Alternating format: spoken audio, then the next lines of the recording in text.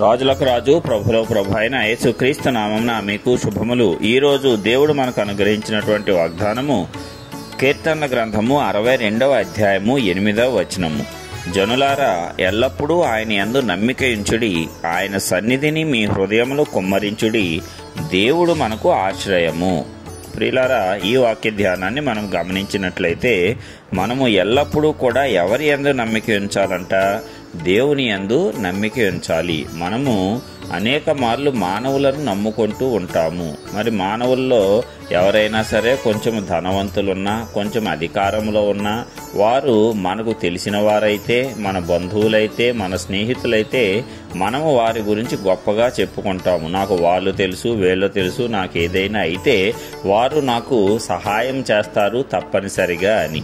అయితే మానవుల యొక్క సహాయం అనేది వ్యర్థము. వారు ఎల్లప్పుడూ కూడా ఒకే రీతిగా ఉండరు. నీవు కూడా వారి స్థాయిలో ఉండగలిగితే మాత్రమే నీకు సహాయం చేస్తారు తప్పిస్తే నీవు వారికంటే తక్కువ స్థాయిలో ఉంటే నిన్ను వారు నిర్లక్ష్యం కూడా చేసేటువంటి పరిస్థితి ఏర్పడుతుంది. అయితే ఎల్లప్పుడూ కూడా నమ్మదగిన వాడు ఒకడున్నాడంట, ఆయనే పరిశుద్ధ దేవుడు. ఎలాంటి పరిస్థితుల్లో నీవు ఆయన యొద్దకు వెళ్ళి సహాయము కోసము ప్రార్థన చేసినా సరే తప్పనిసరిగా ఆయన నిన్ను కాపాడతాడు, నీ ప్రార్థన అంగీకరిస్తాడు, నీకు తగినటువంటి సహాయాన్ని పంపిస్తాడు. అందుకే మనము ఎల్లప్పుడూ నమ్మిక ఉంచవలసింది ఆ దేవుని అందే.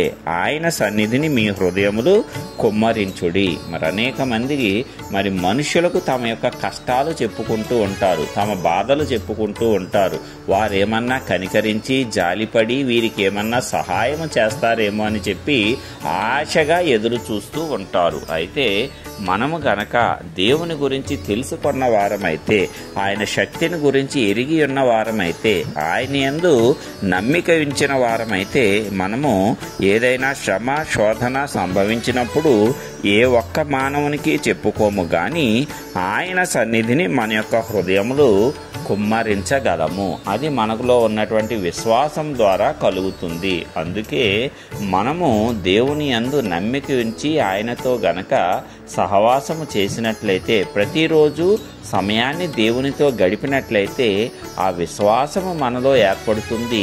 ఏ సమస్య అయినా సరే అన్నిటికీ కర్త అయినటువంటి వాని యొద్దకే వెళ్ళి మనము మొరపెట్టి మన హృదయంలో కుమ్మరించుకోగలుగుతాము. దాని ద్వారా గొప్ప విడుదల మనకు అనుగ్రహింపబడుతుంది. మరి మానవులు మీ యొక్క స్థితిని మీరు వివరించుట చూచినప్పుడు కొంతమంది జాలి కలిగిన వారు సహాయం చేయవచ్చు, కానీ కొంతమంది అయితే వారు సహాయం చేయకపోగా నీ స్థితిని ఇంకా అనేకుల ముందు వివరిస్తూ వారు నిన్ను హేళన చేసేటువంటి స్థితి కూడా మనం అనేక సందర్భాల్లో చూస్తూ ఉంటాము. అయితే మన దేవుడు అలాంటి వాడు కాదు, కానీ మన యొక్క సంతోషాన్ని ఆయన కోరుకుంటున్నాడు, కానీ మన సిగ్గును అవమానమును ఆయన కోరుకోడు. కాబట్టి దానిని ఆయన తలంచడు.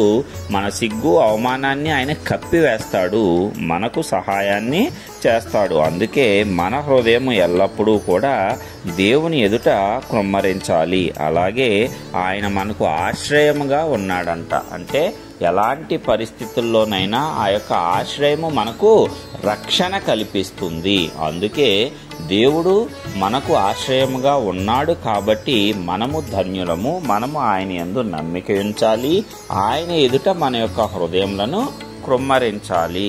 ఆ రీతిగా మనము చేసినప్పుడు సకల విధములైనటువంటి కష్టములు, శోధనలు, శ్రమల నుంచి మనము విజయవంతంగా బయటకు వస్తాము. మనము బయటకు రావటమే కాకుండా దేవునిలో అనేకులను నడిపించటానికి కూడా శక్తిని పొందుకుంటాము. కాబట్టి ప్రియులారా, ఇప్పటి వరకు మనుష్యుల్ని నమ్ముకున్నావేమో, మనుష్యుల్ని ఆశ్రయించావేమో, మనుష్యులు ఎదుట నీ హృదయంలో ఉన్న వేదనంతా కూడా అనేక మార్లు తెలియజేసుకున్నావేమో, అయినా నీవు ఏమాత్రము ప్రతిఫలము పొందక తీవ్రమైన నిరాశ నిస్పృహలతో ఉన్నావా? ఈ దినము ఈ వాక్యం ద్వారా దేవుడు నీతో నాతో మాట్లాడుతున్నాడు. ఎలాంటి పరిస్థితి అయినా మన దేవుని యందు నమ్మిక ఉంచాలి. ఆయన సృష్టికర్త.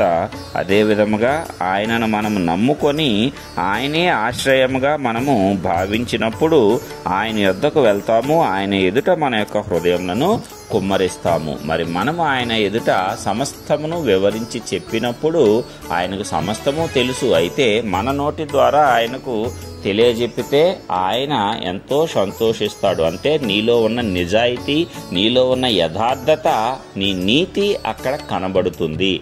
అందుకే నీ నీతిని దేవుని ఎదుట కనపరుచుకోవాలంటే నీ హృదయాన్ని దేవుని ఎదుట కృమ్మరించాలి. ఆ రీతిగా మనమందరము కూడా ఎక్కడ నుంచి సహాయము పొందాలి అనేటువంటి చింతను మానివేసి దేవుని యొద్ద నుంచే మనకు సహాయం వస్తుందని, ఆయన ఎంతైనా నమ్మదగిన వాడని, ఆయన మనకు ఎల్లప్పుడూ కూడా ఆశ్రయంగా ఉంటాడని, మనకు రక్షణ కల్పిస్తాడని, మనల్ని విడిపిస్తాడని నమ్ముచు ఆయన సన్నిధిలోనే సదాకాలము జీవించి విజయవంతమైన జీవితం జీవించటానికి ఆ పరిశుద్ధాత్మ దేవుడు మనందరికీ గొప్ప హృదయాన్ని ఇవ్వాలని యేసయ్య పరిశుద్ధ నామమున ప్రార్థించుచున్నాను. ఆమేన్.